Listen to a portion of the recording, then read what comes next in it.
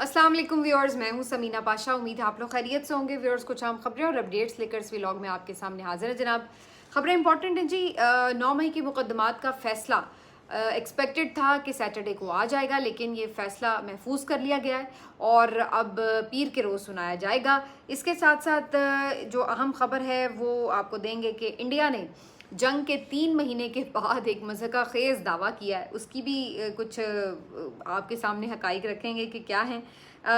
एक साथ ही आपको बताएंगे कि जो बाजौड़ का इलाके में ऑपरेशन का मामला था, वो एकदम दोबारा से मामला सरगर्म हो गया है, क्योंकि जो जरगे हो रहे थे सिलसिले में वो बज़ाहिर नाकाम हो गए हैं।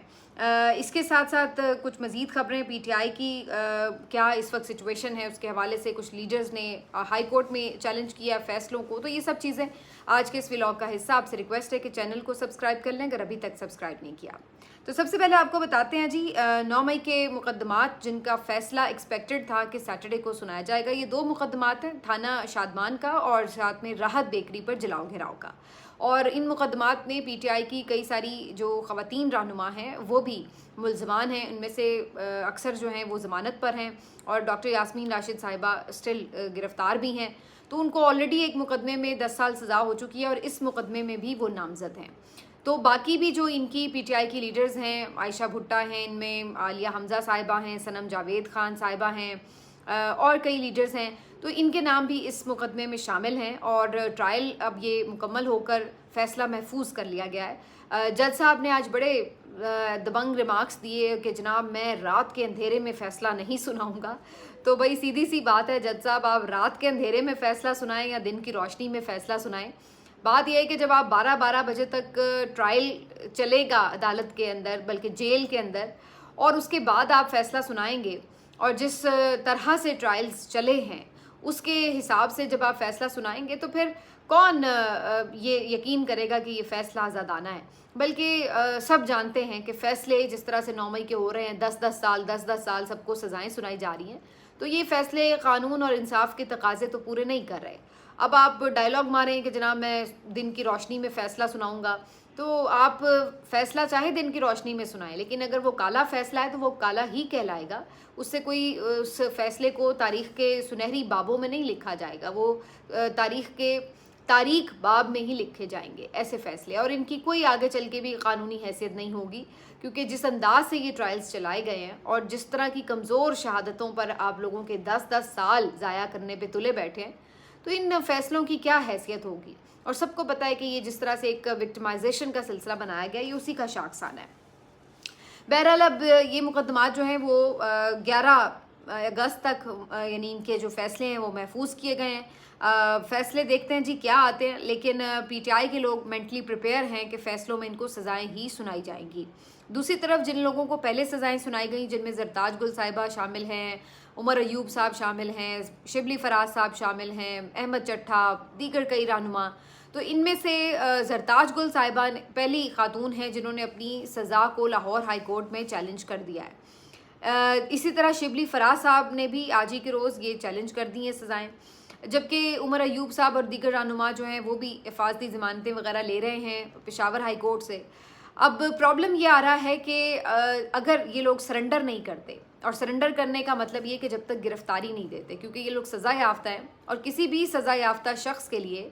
ये ज़रूरी है कानूनी तौर पर कि अगर वो उस सज़ा के ख़िलाफ़ अपील करता है तो उसको पहले एक दफ़ा गिरफ्तारी देनी होती है, एक दफ़ा उसको अदालत के रूबरू सरेंडर करना होता है ख़ुद को, और फिर उसके बाद वो उस फैसले के ख़िलाफ़ अपील दायर कर सकता है। लेकिन यहाँ सूरत हाल ये है कि ये रहनुमा इसलिए भी सरेंडर नहीं कर रहे कि इनको इस बात का अंदाज़ा है कि अगर इन्होंने सरेंडर किया तो उसके बाद कई कई महीने इनकी अपीलें नहीं लगेंगी और सज़ा मुअत्तली का इम्कान नहीं होगा। तो इसका मतलब है कि एक दफ़ा ये पकड़े गए तो फिर उसके बाद ये लंबे ही जेल में है। अब अगर ये सरेंडर नहीं करते तो उसके बाद अगर ये अपीलें दायर करते हैं तो इम्कान नहीं है कि इनको रिलीफ मिलेगा। इसके साथ साथ जो एक और तलवार लटक रही है वो ये कि अगर मुकर्ररा टाइम के अंदर इन्होंने अपीलों को नहीं जाके हाई कोर्ट में यानी दायर किया तो उस सूरत में इन लोगों के लिए प्रॉब्लम ये है कि टाइम बार्ड हो जाएगा और फिर अपीलों को चैलेंज नहीं किया जा सकेगा। तो ये भी एक ज़रूरी बात है कि उस लिमिटेड टाइम पीरियड के अंदर ही उनको हाई कोर्ट में ये सज़ाएं चैलेंज करना है। اب یہ جو ہیں دونوں طرف سے پھنسے ہوئے ہیں. اگر یہ آ کے چیلنج کرتے ہیں تو مسئلہ, اور اگر نہیں کرتے تو مسئلہ. تو اب یہ اس طرح کی سچویشن ہے, اور ایسے میں مزید مقدمات کے فیصلے بھی آنے کو ہیں. جہاں ایک طرف یہ ساری صورتحال ہے تو وہیں نظام کی چونکہ بات ہو رہی ہے تو اس میں یہ ضرور مینشن کر دوں کہ آج یہ خبر میری نظر سے گزری کہ پچھلے 4 مہینے میں جو انہوں نے ایک پولیس فورس قائم کی ہے CCD کے نام سے, اس کے تحت 815 مقابلے ہوئے ہیں پنجاب میں, جن میں 480 ملزمان مارے گئے جبکہ 335 زخمی ہوئے. اب CCD جو ہے بیسیکلی اس کو اتنے اختیارات بھی دیے گئے ہیں, اور اس کے ساتھ ساتھ جو اس کا ایک تو وہ ہوتا ہے نا معاملہ کہ جی آئینی اور قانونی طور پر آپ کو کور دے دیا جاتا ہے, لیکن انڈر دا ٹیبل ان لوگوں کو ایسے بھی اختیارات دے دیے گئے ہیں کہ یہ ملزمان کو خود ہی اپنے طور پر سزائیں بھی سنا رہے ہیں. اور یہ کوئی پہلی دفعہ پنجاب میں نہیں ہوا, یہ کام پنجاب پولیس بھی پہلے کرتی رہی ہے, اور اب اس کا خاص ڈپارٹمنٹ جو CCD بنا دیا گیا ہے,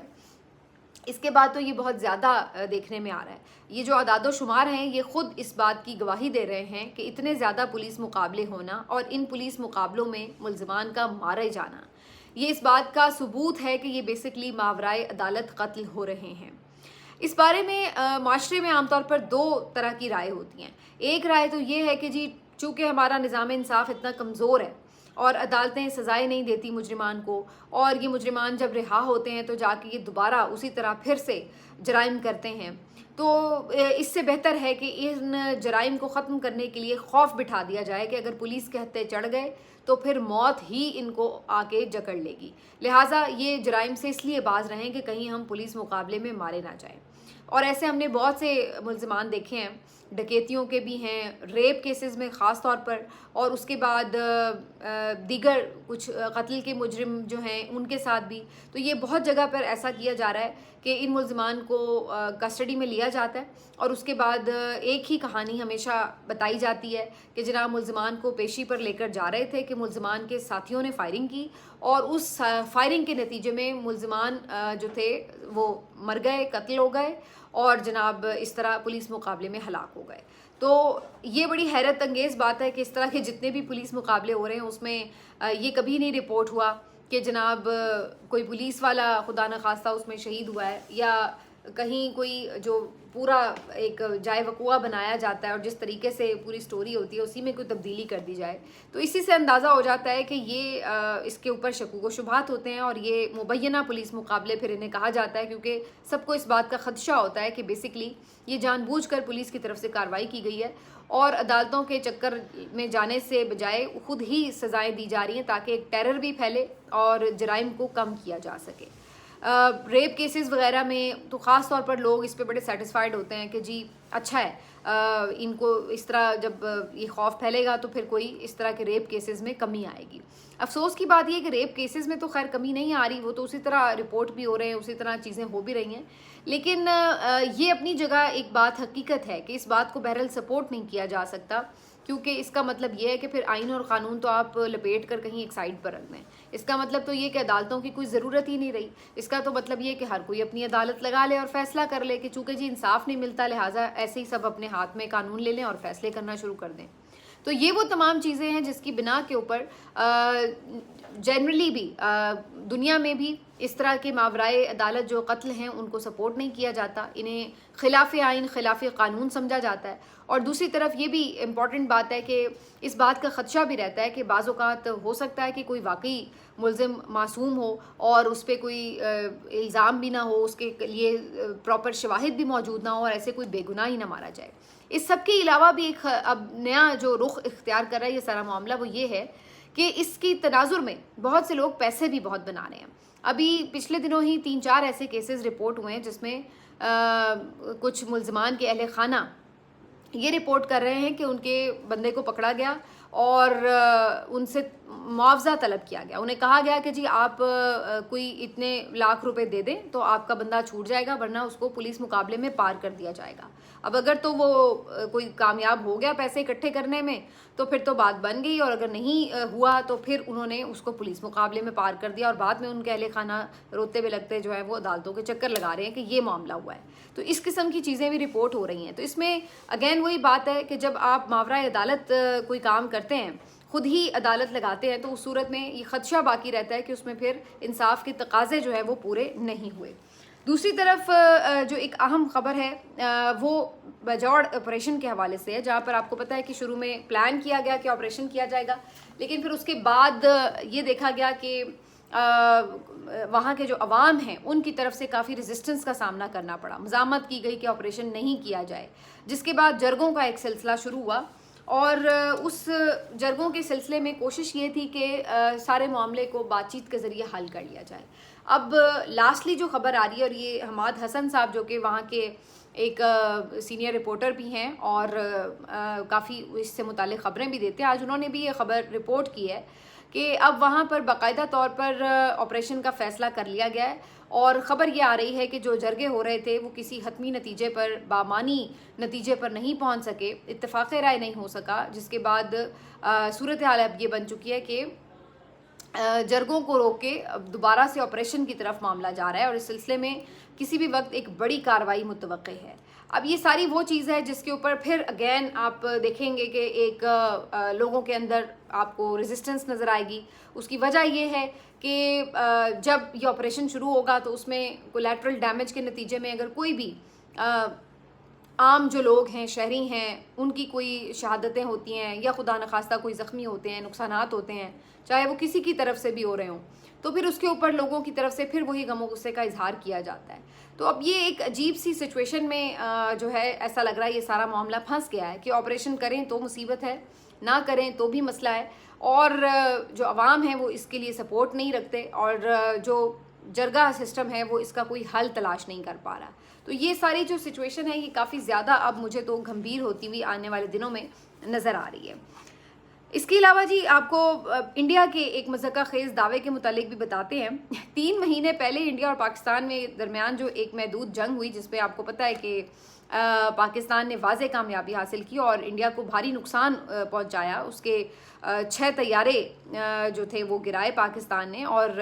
کافی انہیں سبکی کا سامنا کرنا پڑا، کافی نقصانات اٹھانے پڑے، ادروائز بھی مختلف بیسز کو بھی نشانہ بنایا، ان کے کافی فوجی بھی ہلاک ہوئے تھے۔ تو اس ساری بات کے اوپر انڈیا کی کافی سبکی ہوئی، شرمندگی ہوئی، مودی جو ہیں نریندر مودی ان کے وزیر اعظم، ان کو بھی کافی زیادہ شرمندگی کا سامنا کرنا پڑا، اور انڈیا کا جو اوور آل اسٹیچر ہے وہ کافی ڈاؤن ہو گیا۔ اور آپ نے دیکھا نیچرلی ڈونلڈ ٹرمپ نے بھی اس سارے معاملے کو بڑا یوز کیا اور خوب انڈیا کی بینڈ بجائی، بار بار ان کو شرمندہ کیا اس بات پہ کہ وہ پاکستان سے خوب پٹ رہے تھے اور انہوں نے بڑی مشکل سے جنگ بندی کرائی۔ تو یہ سارا معاملہ 3 مہینے سے چل رہا ہے، اور اس کے بعد آج انڈین ایئر فورس کے جو سربراہ ہیں ان کی طرف سے بڑا ہی مضحکہ خیز دعویٰ سامنے آیا۔ ان کا یہ کہنا ہے کہ جی ہم نے پاکستان کے 5 جیٹ گرائے ہیں، اور اس کے علاوہ بھی ایک ایئر کرافٹ جو ہے پاکستانی فورس کا وہ بھی ہم نے مار گرایا۔ اب یہ اتنا مضحکہ خیز دعویٰ ہے کہ بھائی اگر اتنا آپ نے نقصان پاکستانی فورس کا کیا تھا تو آپ اتنی دیر سے اتنے چپ کر کے بےزتی کیوں کروا رہے تھے اپنی؟ پھر آپ اسی وقت بتاتے کہ جناب اصل میں تو ہم نے گرائے ہیں یہ سارے طیارے وغیرہ۔ اور دیکھیے وہ کہتے ہیں جب چاند نکلتا ہے تو پھر دنیا دیکھتی ہے، تو بات یہ ہے کہ جو پاکستان نے طیارے گرائے تو اس کا پھر انٹرنیشنلی اعتراف بھی ہوا۔ جو طیارہ ساز کمپنی ہے رافیل جنہوں نے بنائے طیارے، ان کی طرف سے بھی اس کو ایکنالج کیا گیا کہ جی بالکل گرائے ہیں۔ اس کے علاوہ جو انڈیپینڈنٹ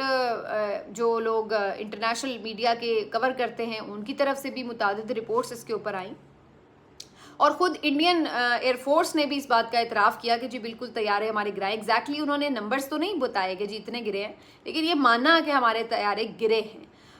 بلکہ 2-1 طیاروں کی تو ہم نے فوٹیجز اور تصاویر بھی دیکھی۔ تو کہنے کا مطلب یہ ہے کہ جب پاکستان نے کارروائی کی، طیارے گرے، تو اس کے آپ کو پروفز بھی نظر آتے ہیں، جبکہ دوسری طرف انڈیا صرف کھوکھلے دعوے کر رہا ہے، اور وہ بھی ٹھیک 3 مہینے کے بعد۔ بھئی اگر آپ اتنے ہی اپنے دعووں میں سچ ہوتے تو سب سے پہلے آپ یہ بات بتاتے کہ جناب ہم نے تو اتنا نقصان کیا پاکستان کا، لیکن آپ اس وقت نہیں بولے، اس لیے کہ اب آپ صرف جس کو کہتے ہیں نا کھسیانی بلی کھمبا نوچے والی صورتحال کر رہے ہیں کہ جب اتنی آپ کی بے عزتی ہوئی تو اب آپ اس کو کاؤنٹر اٹیک کرنے کے لیے اس طرح کے جھوٹے دعوے گڑ رہے ہیں۔ اگر آپ کے پاس واقعی اس کا کوئی ثبوت ہوتا تو پھر آپ اسی وقت سامنے لے کے آتے اور دنیا کو ریئلٹی بتاتے کہ نہیں جی اصل میں تو یہ ہوا ہے، لیکن چونکہ آپ کے ہاتھ میں کچھ تھا ہی ایسا نہیں، آپ کی خوب یعنی کہ کٹ لگی اور اس کے اوپر کافی بے عزتی بھی ہوئی، تو اس کے بعد اب آپ صرف اپنی شرمندگی چھپانے کے لیے جھوٹ بولنے پر مجبور ہیں. اور ویسے اس پورے اوور آل سینیریو میں ہی ریکارڈ جھوٹ بولے ہیں انڈین حکومت نے بھی اور انڈین میڈیا نے بھی، تو کمال ہی جھوٹ بولے ہیں. لیکن بہرحال سچ تو سچ ہوتا ہے اور وہ سامنے آ جاتا ہے. تو یہ ایک آج بڑی فنی بات ہے اور اس کے اوپر دوبارہ اب ان کا مذاق اڑے گا جب یہ اس طرح کے جھوٹے دعوے کریں گے. آخر میں صرف ایک آپ کے ساتھ اور چیز شیئر کر لوں کہ پی ٹی آئی کی مشکلات ابھی کم نہیں ہوئیں اور سوشل میڈیا کے اوپر اٹیک بھی جاری ہے. ایسے میں ان کے ایک سوشل میڈیا ایکٹیوسٹ ہیں احمد حسن بوبک، ان کی طرف سے اکثر آپ نے دیکھا ہوگا، اگر آپ ایکس یوزر ہیں تو پھر تو آپ بہت زیادہ ان کو ایکٹیو دیکھتے ہیں کیونکہ ایکس پر یہ کافی زیادہ ایکٹیو ہیں، اور پی ٹی آئی کی تھرو آؤٹ جتنی ایکٹیویٹیز ہوتی ہیں ان کو بڑے زبردست طریقے سے کور کرتے ہیں. بلکہ میں تو حیران ہوتی ہوں کہ پتہ نہیں یہ سوتے کس وقت ہیں، کیونکہ کسی بھی ٹائم کی ایکٹیویٹی ہوتی ہے تو ان کے اکاؤنٹ سے اس کی ویڈیوز اور فوٹوز اور اس کے بارے میں انفارمیشن جو ہے وہ پوسٹ ہو رہی ہوتی ہے. اور نارملی ان کی جو رپورٹنگ کا سٹائل ہے وہ کافی جرنلسٹک سا ہے مجھے لگتا ہے، یعنی وہ کوئی ایسے جہادی یا اس طرح کے سٹائل کے انقلابی سٹائل کے نہیں لگ رہے ہوتے، بلکہ یہ جس طرح ایک رپورٹ کر رہے ہیں آپ چیزوں کو تو اس طرح وہ رپورٹ کر رہے ہوتے ہیں. یہ تو ظاہر ہے کہ وہ سوشل میڈیا کے ایکٹیوسٹ ہیں تو انہی کے اینگل سے ہی چیزوں کو کور کر رہے ہوتے ہیں. لیکن بہرحال بہت ہی جنرلائزڈ قسم کی ان کی رپورٹنگ ہوتی ہے، بلکہ اپنے بھی ایون پارٹی کے اندر جتنے بھی اختلافات ہوں اس کے حوالے سے بھی زیادہ ان کی کوشش نہیں ہوتی کہ اس میں پڑھیں. لیکن افسوس کی بات یہ ہے کہ مجھے آج پتہ چلا ہے کہ ان کے اوپر بھی ایک ایف آئی آر کاٹ دی گئی ہے کہ جناب انہوں نے اینٹی اسٹیٹ جو نیریٹو ہے اس کو بنانے میں کردار ادا کیا اور ایسی پوسٹس کیں جس میں ریاستی اداروں کے خلاف باتیں کیں اور اشتعال انگیزی کی اور وغیرہ وغیرہ اس طرح کی باتیں. تو مجھے اتنی حیرت ہوئی دیکھ کے، کیونکہ میں ان کو کافی ان کی دیکھ رہی ہوتی ہوں اکثر ہی ایکس پہ پوسٹس وغیرہ، تو کافی ان کی نارمل رپورٹنگ ہوتی، کوئی اس میں ایسی آپ کو بات نظر نہیں آتی کہ جس کو آپ ملک دشمنی کہیں یا غداری کہیں یا ریاست مخالف بیانیاں کہیں. تو میرے لیے یہ کافی حیرت انگیز بات تھی کہ اتنا آپ جھوٹ پہ مبنی اس طرح کا ایک پورا ایف آئی آر کاٹ کے مقدمہ بنا دیں. اور پھر دوسری بات یہ کہ اگر آپ نے کچھ ایسا کلیم کیا ہے کہ جی ان کی طرف سے کچھ ایسا ہے تو پھر آپ دکھاتے یا تو اس میں مینشن کرتے ایف آئی آر میں کہ جی یہ الفاظ انہوں نے فلاں فلاں دن اپنی پوسٹ میں استعمال کیے اور یہ اینٹی اسٹیٹ باتیں تھیں اس لیے اس کے اوپر مقدمہ ہو رہا ہے. لیکن ایسی کوئی چیز انہوں نے مینشن نہیں کی، جس سے یہ ثابت ہوتا ہے کہ شاید ان کے پاس کچھ ایسا ہے بھی نہیں، بس جنرلی سوشل میڈیا کو انڈر پریشر کرنے کے لیے اس قسم کی حرکتیں. اور پھر بات صرف ایف آئی آر تک نہیں کٹی، یہ تو ویسے بھی احمد حسن جو ہیں یہ بیرون ملک سے کام کر رہے ہیں، تو ایف آئی آر پہ بھی انہوں نے اکتفا نہیں کیا بلکہ یہاں پر جو ان کی فیملی ہے اس کو بھی، احمد حسن بوبک کا یہ کلیم ہے کہ ان کی فیملی کو بھی ہراساں کیا جا رہا ہے اور اس معاملے پر ان کو بھی آ کے پوچھ گچھ کی جاتی ہے اور ان سے انہیں تنگ بھی کیا جاتا ہے، انہیں مختلف جو ہیں وہ تھریٹس دیے جاتے ہیں. تو یہ بڑا افسوسناک اور پھر اگین ایک بڑا تشویشناک معاملہ ہے کہ جہاں پر آوازیں ہیں جو کہ اتنی ایسی آوازیں بھی نہیں ہیں کہ جہاں واقعی کوئی بڑا اینٹی اسٹیٹ کام ہو رہا ہو، تو بڑے افسوس کی بات ہے کہ آپ اس انداز سے اس کے خلاف جو ہے وہ کریک ڈاؤن کریں. اور دوسری بات یہ کہ اگر کسی کی پوسٹ پہ واقعی آپ کو اعتراض ہے، آپ نے مقدمہ بھی کیا ہے، تو پھر قانونی راستہ ہی اپنائیں. پھر یہ تو کسی طور بھی قابل قبول نہیں ہے کہ آپ ان کی فیملی ممبرس جن کا اس سارے معاملے سے کوئی تعلق بھی نہ ہو، آپ ان کو بھی آ کے پریشان کر رہے ہوں اور ڈرا رہے ہوں اور ہراساں کر رہے ہوں. تو بہرحال اب یہ چیزیں اتنی زیادہ نارمل ہو گئی ہیں ریاست پاکستان میں کہ اب تو لوگ حیران بھی نہیں ہوتے اس طرح کی چیزوں پر، کیونکہ ہر روز ہی اسی قسم کی خبریں ہیں. آج صبح میں نے آپ کے ساتھ وہ خبر شیئر کی تھی، اسد طور کو امریکہ جانے سے روک دیا،